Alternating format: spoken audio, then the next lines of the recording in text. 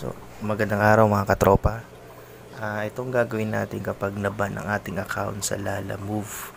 Kasi nababan tayo kapag less yung ating mga remaining e-wallet para sa monthly rental ng ating Lalabag. Sa akin kasi 20 pesos na lang natira. And hindi rin active yung top up ko para mapagdagdag ako sa e-wallet ko. So, ganito gagawin natin. Punta tayo sa my profile. Punta tayo sa help center. Punta tayo sa general support. Yan.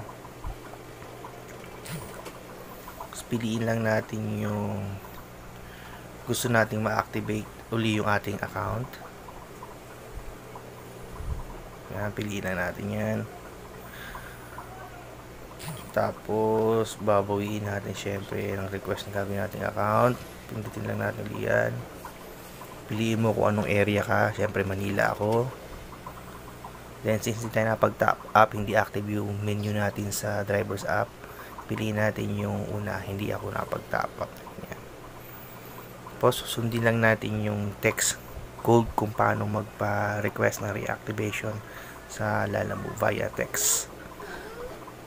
Yan, sundan natin. Ganito yung ginawa ko. Punta natin yung inbox.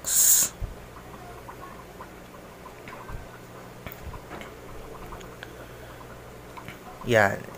Pagka-text ko ng yes activate Manila space number ko, may reply si Lalamove na ganyang text. Tapos ako, pinindit ko pa rin yung SMS confirmation para siguradong pasok yung request natin.